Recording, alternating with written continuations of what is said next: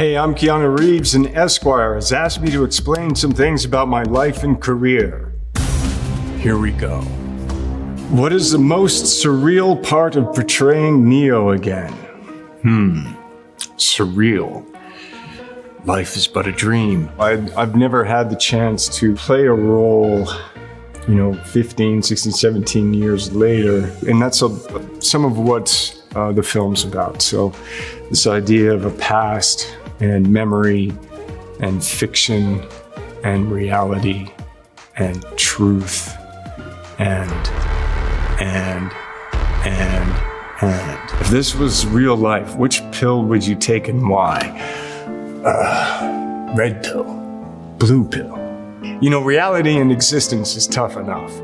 So it would be great to have the red pill so you could at least start from there. But maybe they could have a blue pill for like a vacation. Like the vacation blue pill. But it still wouldn't be good as going on vacation on a red pill. Okay, next. Are you ever going to join the Marvel Cinematic Universe? Isn't it bigger than a universe? It's almost like a multiverse. It's a Marvel-verse.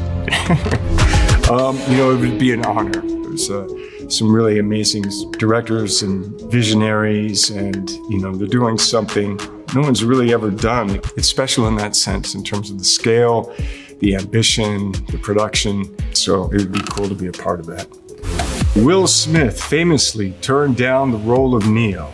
How do you think this impacted your career? Well, it changed my life.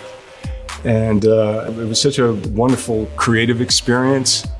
And so to play Neo in the Matrix trilogy and now in the fourth, it impacted my life personally and creatively. Thank you very much. Fans have been dying for Neo or John Wick to appear in a Mortal Kombat game. If it were up to you, would you allow it to happen?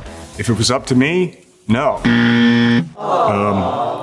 Mortal Kombat is awesome in so many ways. But I think, Neo, John Wick, yeah, man, they're doing their own thing. Mortal Kombat's doing their own thing.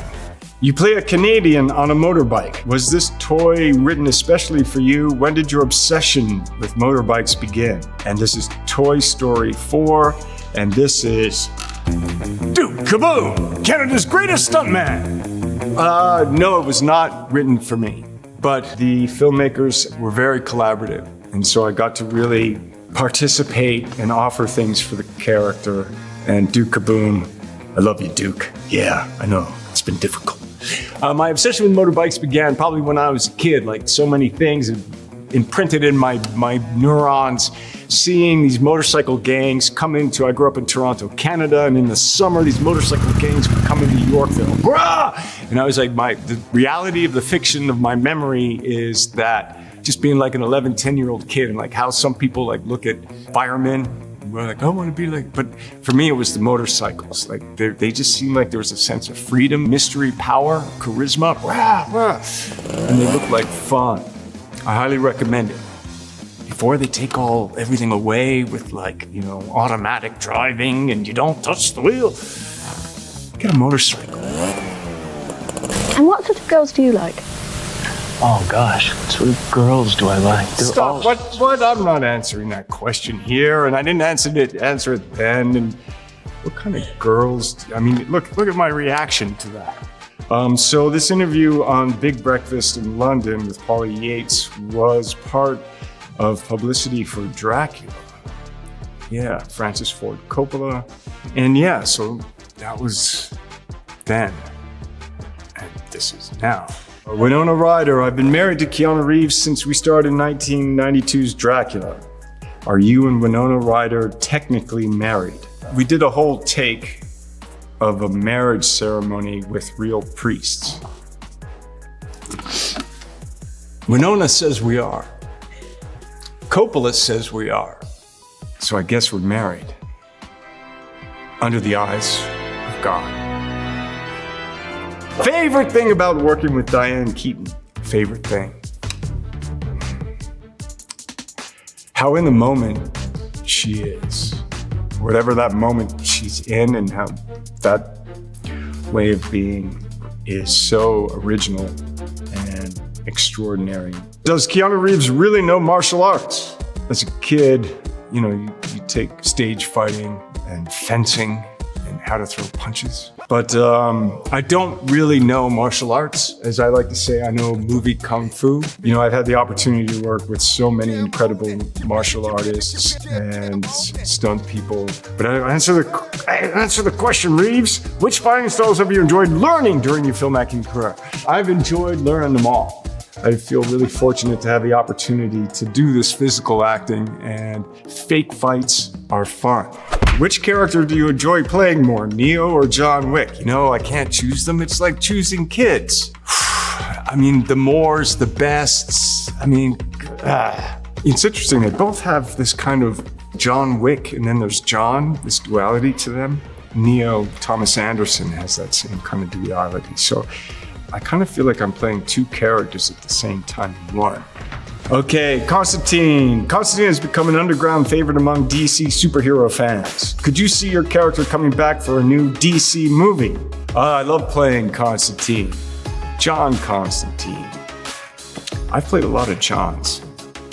How many Johns have I played? I don't even know. I think it's over 10.